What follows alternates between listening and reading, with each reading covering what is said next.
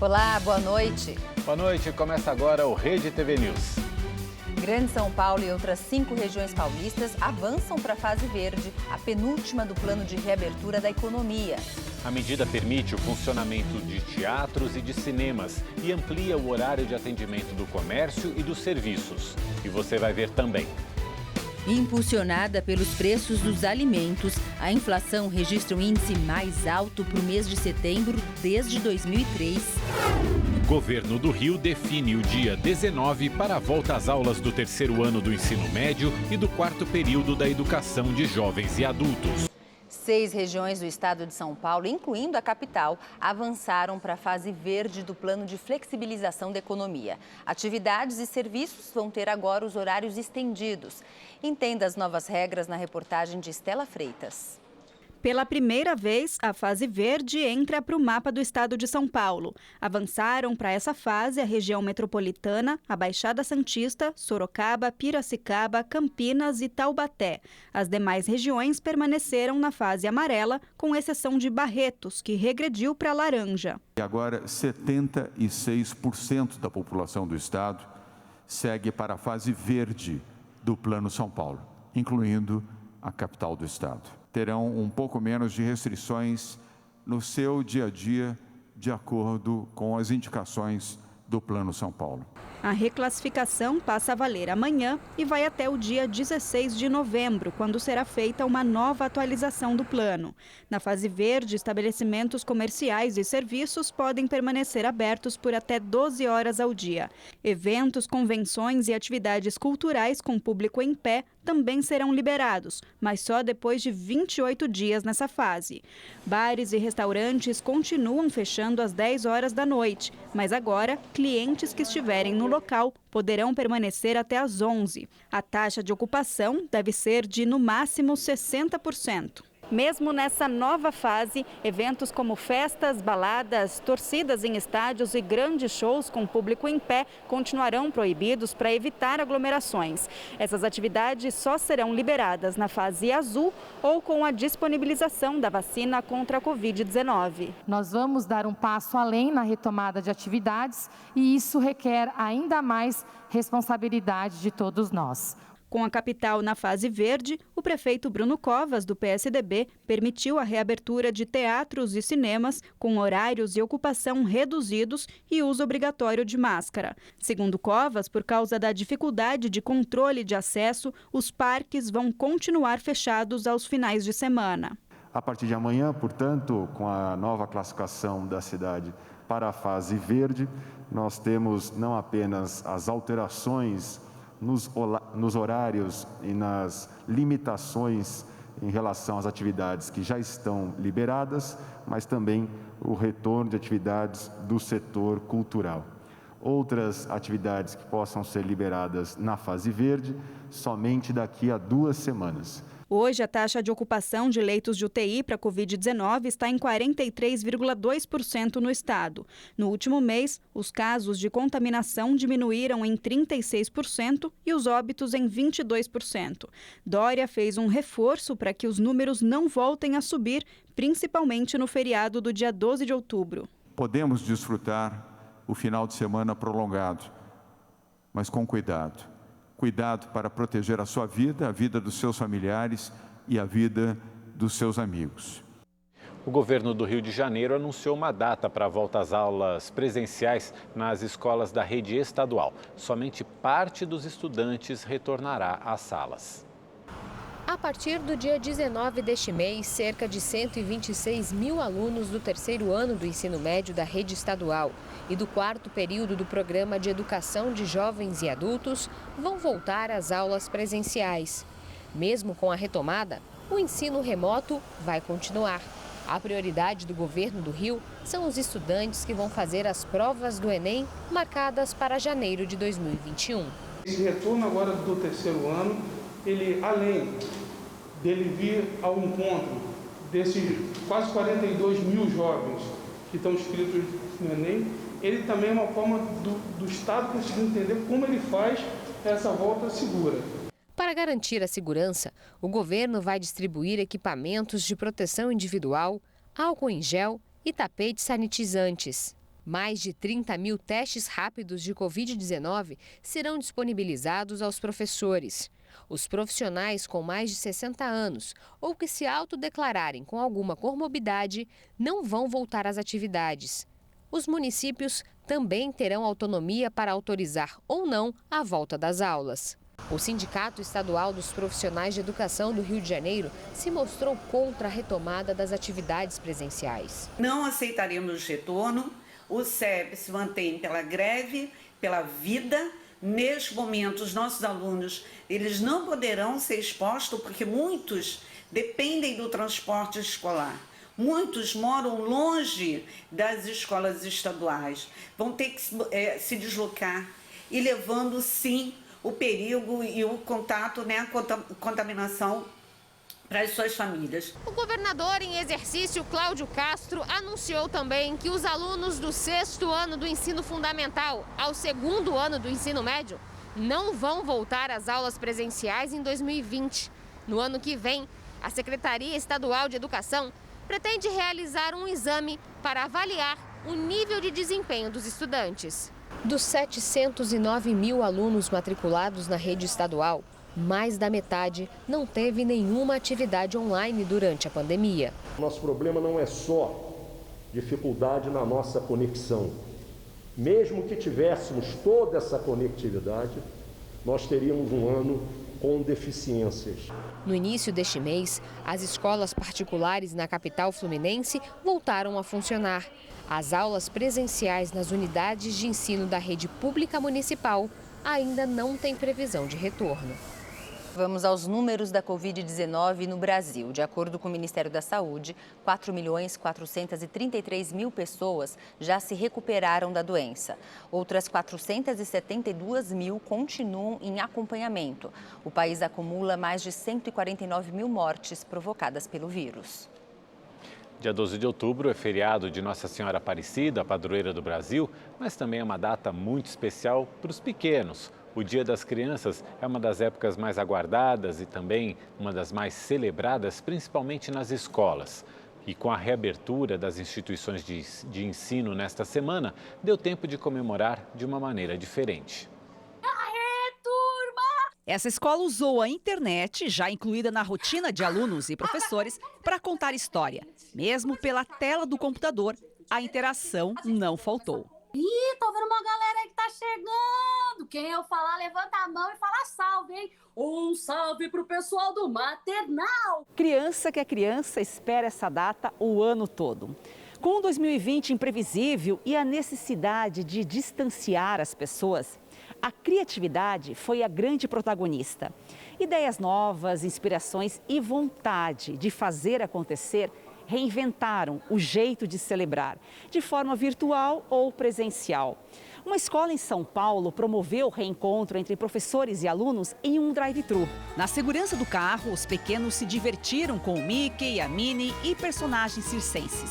Para a brincadeira ficar completa, por trás das fantasias estavam os professores. A festa está muito legal, eu amei as professoras dançando, brincando, eu amei a bola e as professoras estão lindas.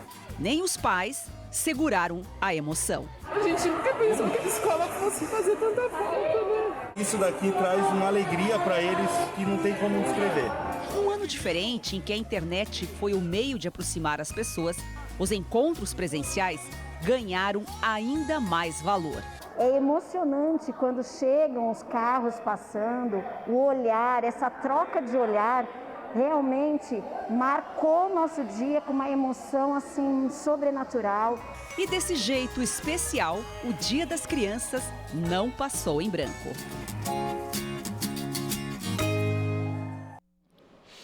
E a modelo alagoana Heloísa Fontes, de 26 anos, encontrada desorientada em uma favela no Rio de Janeiro, continua internada em um hospital psiquiátrico na zona sul da cidade sem previsão de alta. De acordo com um amigo da família, a modelo tem transtorno de bipolaridade e é dependente química. Apesar de ter sido dada como desaparecida, ela foi internada pelo menos 3 vezes somente este ano em unidades psiquiátricas municipais. A última delas em setembro. Heloísa nasceu no interior de Alagoas, começou a carreira aos 17 anos e já foi capa das principais revistas internacionais. Em Pernambuco, uma operação da Polícia Federal mirou doleiros suspeitos de crimes contra o sistema financeiro nacional. A suspeita é que eles tenham movimentado de forma ilegal mais de 200 milhões de reais. A Operação Anfis da Polícia Federal investiga a atuação de 3 doleiros do Recife. Eles são suspeitos de atuarem junto a uma quadrilha que abria contas e usava documentos falsos em nome de empresas fantasmas. Nesta sexta, a PF cumpriu 13 mandados de busca e apreensão em cidades dos estados de Pernambuco, Goiás, São Paulo, Ceará e Rio de Janeiro. A Justiça também determinou o sequestro de contas bancárias e bens comprados com o dinheiro movimentado pelo grupo criminoso. Segundo as investigações, o grupo atuava também no estado da Flórida, nos Estados Unidos. Em 10 anos, os criminosos teriam movimentado mais de 200 milhões de reais. Entre os principais crimes cometidos por esta organização estão transação ilícita de câmbio e remessa ilegal de dinheiro do Brasil para o exterior e do exterior para o país, configurando crime contra o sistema financeiro. Essas operações são feitas para burlar o sistema financeiro nacional. Então, se faz uma operação aqui no Brasil e faz uma compensação no exterior. São 3 doleiros aqui da capital pernambucana que faziam esse envio de recursos utilizando dessa técnica. Eles tinham contatos nos Estados Unidos que faziam as transações bancárias que eles determinavam lá na América do Norte ou até para outros países. O grupo começou a ser investigado em 2014. Até agora, nenhum suspeito foi preso. O Ministério da Justiça e Segurança Pública reforçou o envio de bombeiros militares para o combate aos incêndios no Pantanal mato-grossense. 71 profissionais do Distrito Federal e de Santa Catarina foram mobilizados em caráter temporário.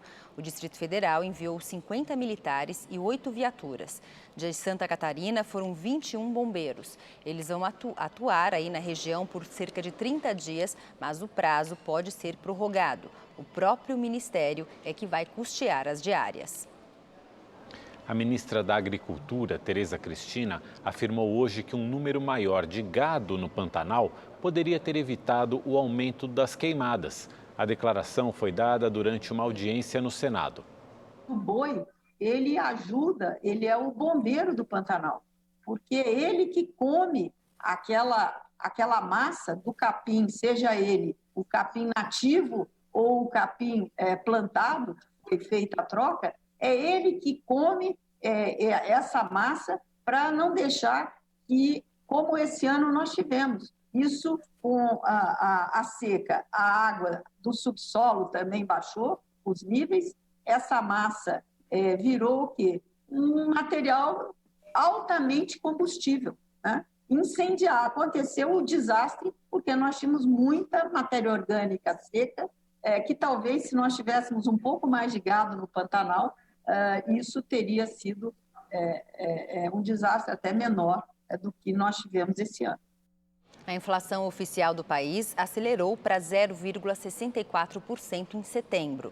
De acordo com o IBGE, essa é a maior alta para o mês de setembro desde 2003. O índice foi puxado pelo aumento nos preços de óleo de soja, arroz e carne. No acumulado em 2020, o IPCA avançou 1,34%. Em 12 meses, a alta foi de 3,14%.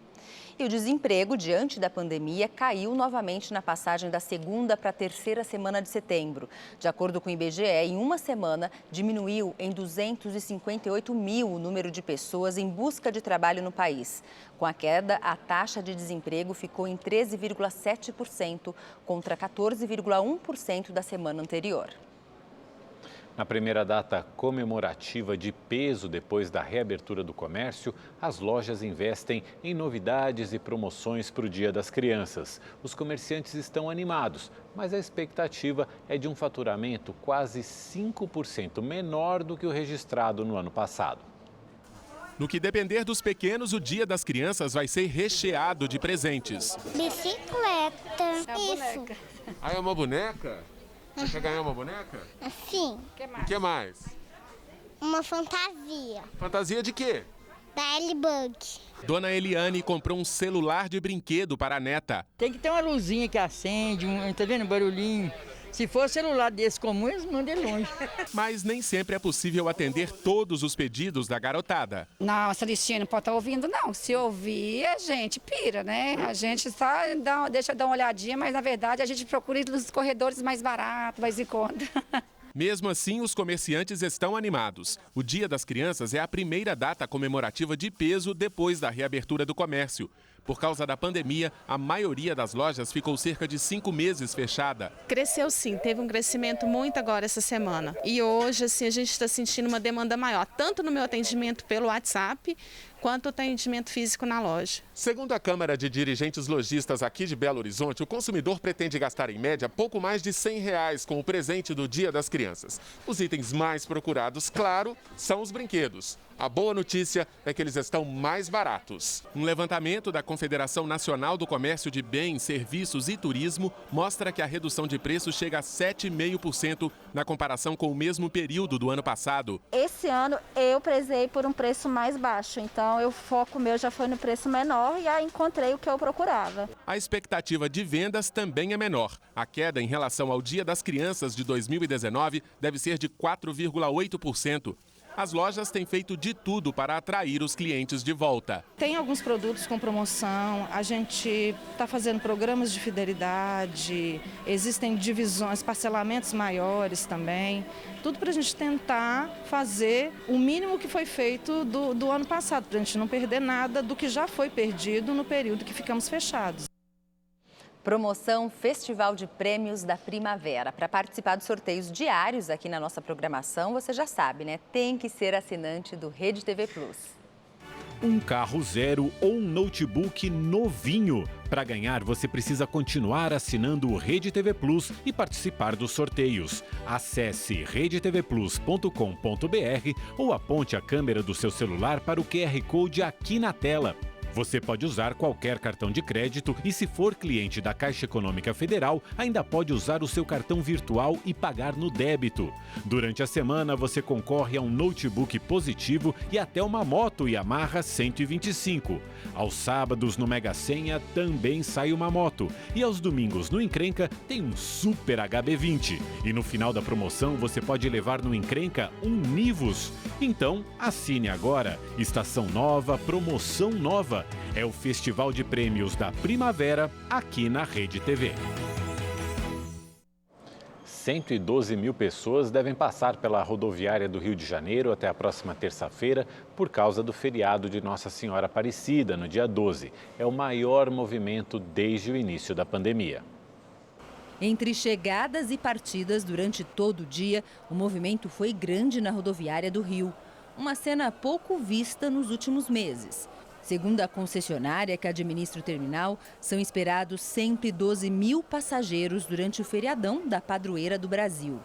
Essa é a maior movimentação desde o início da pandemia em março. As viagens chegaram a ser suspensas no período mais crítico. Só hoje, até o final do dia, mais de 17 mil pessoas devem embarcar, principalmente para a região dos lagos. Mas com a retomada de tanta movimentação, é preciso seguir à risca as regras sanitárias para evitar o contágio pelo novo coronavírus. O alerta está por toda parte. Um grupo teatral percorre os corredores e até mesmo embarque para conscientizar os passageiros sobre a importância do uso da máscara. Além da campanha, todo o terminal vem sendo desinfectado ao longo do dia. E as medidas de segurança sanitárias também são reforçadas na entrada dos ônibus. Cada passageiro que embarca precisa higienizar as mãos com álcool e aferir a temperatura. Bom, do Rio de Janeiro, vamos a Belo Horizonte, onde o repórter Rodrigo Cabral acompanha a movimentação na rodoviária, né, Rodrigo? Boa noite para você. Conta pra gente, muita movimentação por aí? Boa noite a todos. Pois é, bastante movimentada a rodoviária da capital mineira no começo da noite desta sexta-feira. E esse movimento deve aumentar ainda mais nas próximas horas, quando são esperadas cerca de 7 mil pessoas. Esse é um feriado prolongado que para muita gente vai durar a semana toda, porque mesmo em tempos de pandemia, as escolas terão essa folga maior.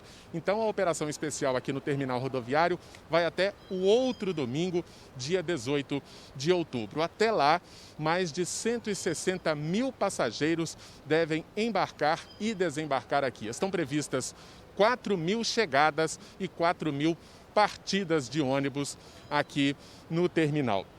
Detalhe, comparado com o mesmo período do ano passado, deve ser registrada uma redução de 50% no número de passageiros, reflexo claro do distanciamento social devido à pandemia do novo coronavírus. E como se trata de um feriado religioso, entre os destinos mais procurados está a cidade de Aparecida, no interior de São Paulo, onde fica o Santuário Nacional da Padroeira do Brasil. E tem aqueles que vão curtir as praias, litoral do Espírito Santo, litoral do Rio de Janeiro, além de cidades históricas do interior aqui de Minas Gerais. O ideal é que os passageiros cheguem aqui com pelo menos 1 hora de antecedência. É sexta-feira, véspera de feriado, trânsito mais carregado. A rodoviária da capital mineira fica no centro da cidade e o acesso nesses dias é sempre mais difícil. De Belo Horizonte, Rodrigo Cabral para o Rede TV News. Obrigado, Cabral. Vamos ver como é que fica o tempo nesse começo de feriado. A previsão a gente acompanha com o Igor Silveira. Olá, boa noite. O feriado prolongado promete chuva forte e queda na temperatura em boa parte do Brasil. No Sudeste, a previsão de tempo instável e com possibilidade de chuva a qualquer hora do dia em praticamente toda a região. E os paulistanos acordaram hoje com o céu cinzento e com um temporal que caiu na cidade. Às 9 horas da manhã, todas as regiões estavam em estado de atenção para o risco de alagamentos. Amanhã a chuva perde força e a partir de domingo o sol aparece. E os cariocas terão um feriado que começa com um dia chuvoso, máxima de 26 graus no sábado, 24 no domingo e 26 na segunda-feira. No Nordeste, o dia será quente, mas pode ter uma chuva fraca e passageira no litoral. No Sul, a chuva continua e a temperatura diminui. A máxima não passa dos 21 graus em Porto Alegre. No Centro-Oeste, o dia fica nublado e pode chover em algumas regiões. Em Cuiabá, os termômetros registram 41 graus. E para saber mais sobre a previsão do tempo na sua cidade, é só entrar no site da Rede TV. Eu fico por aqui, um ótimo final de semana e até mais. E com toda essa chuva que atinge o estado de São Paulo, algumas regiões sofrem com quedas de luz. Em Ilhabela, no litoral paulista, moradores reclamam da frequente oscilação de energia. De acordo com relatos publicados nas redes sociais, as quedas são frequentes quando há mudanças no tempo. Hoje, por exemplo, as oscilações ocorreram durante todo o dia. Em nota, a Electro, empresa responsável pela distribuição de energia na região, afirmou que equipes atuam para restabelecer o fornecimento de energia de situações bem pontuais. Afirmou ainda que a chuva forte ao longo do dia provocou a queda da energia. O presidente Jair Bolsonaro encerrou hoje sua agenda no Pará. Desde ontem, ele está em Breves, na Ilha do Marajó, onde foram inauguradas novas redes de ligações de energia elétrica no programa Mais Luz para a Amazônia. Ao lado do presidente da Caixa Econômica Federal, Pedro Guimarães, Bolsonaro visitou uma agência fluvial na cidade de Breves. As ações do governo na ilha fazem parte do projeto Abrace Marajó, uma iniciativa que conta com mais de 100 ações previstas até 2023, como, por exemplo, a implantação de banda larga e internet 4G na ilha. Parte do projeto é coordenado pelo Ministério da Mulher, da Família e dos Direitos Humanos, da ministra Damares Alves. Acompanharam o presidente na viagem o ministro das Comunicações, Fábio Faria, o ministro de Minas e Energia, Bento Albuquerque, o ministro do Turismo, Álvaro Antônio, e o secretário especial da Previdência e Trabalho do Ministério da Economia, Bruno Bianco. A primeira-dama, Michele Bolsonaro, também estava na comitiva. Em seu discurso, o presidente reforçou a importância do auxílio emergencial e voltou a mencionar as políticas de isolamento social adotadas pelos estados. Sabemos os efeitos dessa pandemia. Lamentavelmente, alguns obrigaram a vocês a ficarem em casa. Eu não tive participação nisso por decisão do Supremo Tribunal Federal. Mas fizemos tudo possível para minimizar a dor em especial o sofrimento dos mais humildes. O auxílio emergencial não é para sempre. Tenho isso na cabeça. É um momento, até porque é caro demais para a União. É pouco até para quem recebe, reconheço, mas é caro demais para a União. O senador Eduardo Braga, do Amazonas, líder do MDB na Casa, será o relator na Comissão de Constituição e Justiça da indicação do desembargador Cássio Nunes Marques para o Supremo Tribunal Federal. Em nota, Eduardo Braga afirmou que será um desafio e que ele vai cumprir a missão com agilidade, seriedade e imparcialidade. A sabatina com o desembargador está marcada para o dia 21 de outubro. No mesmo dia, o nome de Cássio Marques deve ser analisado pelo plenário do Senado. O Supremo Tribunal Federal iniciou hoje o julgamento de uma ação que pode derrubar a medida provisória que permite ao governo escolher os reitores das universidades federais. Os ministros Edson Fachin e Ricardo Lewandowski já se posicionaram para obrigar o governo a indicar os vencedores das eleições internas das universidades. De Brasília, a repórter Caroline Aguiar tem as informações. Boa noite, Carol. Se os demais ministros seguirem esses votos e se posicionarem contra a medida provisória, o que isso vai significar para o governo?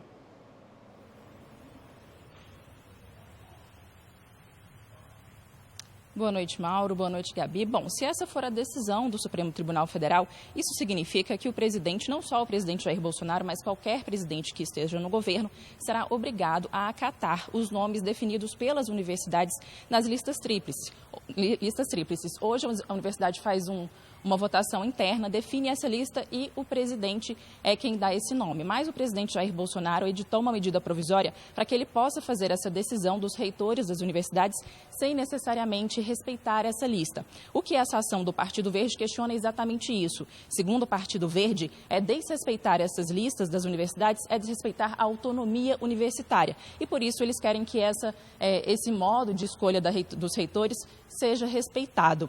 Por enquanto, só os ministros Edson Fachin e Ricardo Lewandowski votaram a favor de manter a aceitação da lista das universidades, mas a gente ainda tem os 9 ministros para votar. Por enquanto, não tem nada decidido e esses votos, os demais ministros, podem ter votos diferentes. Essa votação ocorre no plenário virtual e eles têm até o dia 19 para protocolar os votos. Caroline Aguiar, ao vivo de Brasília, para o Rede TV News. O Rede TV News de hoje fica por aqui. Obrigado pela companhia. Uma boa noite para você. Uma ótima noite para você. A gente se vê amanhã. Até lá. Tchau, tchau.